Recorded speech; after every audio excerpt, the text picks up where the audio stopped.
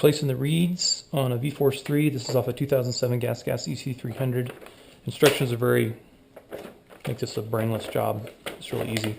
I just couldn't find one on YouTube for these VForce reeds. So here it is. Pretty much toolless. It does require one sort of tool. Screwdriver. So if you haven't taken this apart, this just pushes out the back. Like so. And old reeds, you know, tiny bit of chipping around the edges, not too bad. Some chipping right there. The inside ones look pretty good along the edges. And looking through them, hopefully we can see through them here.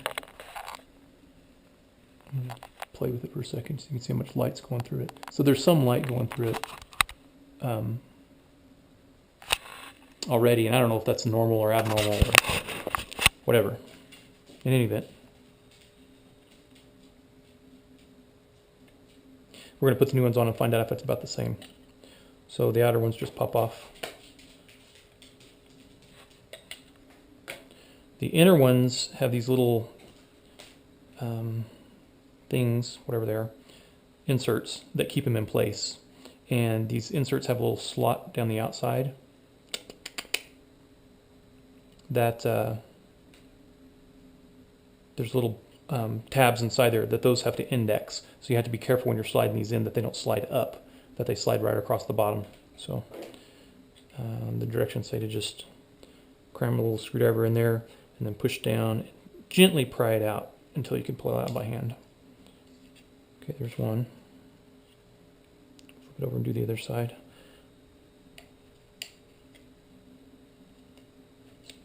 Okay, and then the inner reeds just squeeze together. They just pop right out. Okay, they've definitely worn there. You can see all the shininess has gone around the edges where they've been beating themselves against the edge of the cage. Okay, so they're all about the same as far as the reed petals go. They're the same inside and outside. So you just take the inside ones, line them up, drop them down in the middle.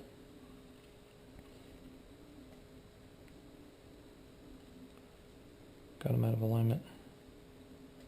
Okay, and then we'll separate them where one's there and one's there. And these, again, the skinny part goes down, the fat part goes actually what is down. So this makes sense. The skinny part goes to the skinny part here.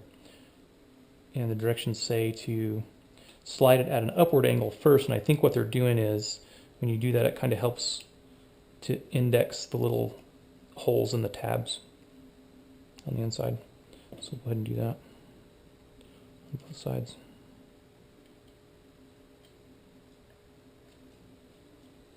And hopefully that's coming through. So you slide them up first, and that just helps to kind of make sure they seat correctly. And then pull it back. I pulled it too far.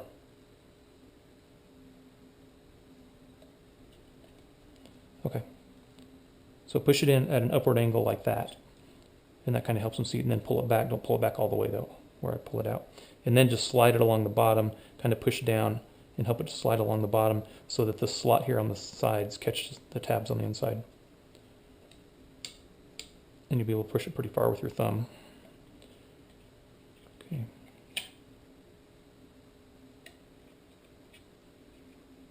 Same thing here.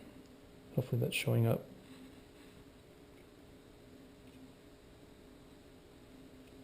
Feels like I didn't catch it. There it is.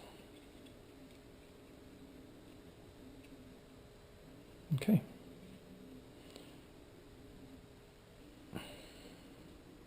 And then just use something to seat these to where they're flush on the ends. Okay, then we're going to look down the middle and make sure that it looks right on the inside, that the reeds are all touching and nothing looks crazy out of whack. And then you can kind of look right down this, put it up against some daylight. This probably won't come through in the camera, but you can look right down the slot and make sure that the inserts are perfectly in line with each other. And that's pretty easy to see. I don't know if it's real. Okay, and then the outer reed petals, exactly the same thing as, exactly the same reed petals as the inside petals. Just kind of sort of snap over these little tabs. Okay, and then these little wings on this help hold them in place. So I'll just slide it back on. Voila! Looks good from the outside. Let's try to look down the inside here. Yeah, there's still some light showing through pretty much on, I don't know, on some of them, not all of them. Hopefully it'll come through, show up a little bit. So it's really not that much better as far as the light shining through. I don't know if that's good or bad. That'd be nice if somebody from Motorfest and Ari would comment on this. That'd be cool, or somebody that knows more than I. And it's done. Okay, I was going to throw my old reed pedals away, but I think I'm going to keep them and just throw them in my truck box. That way if I chip a reed pedal, or one of my buddies does on one of their gassers, we've got some backups. And they're not in perfect condition, but they'd probably work better than a non-running bike. Okay, later. Okay, putting the reed valves back in the GasGas EC300 here.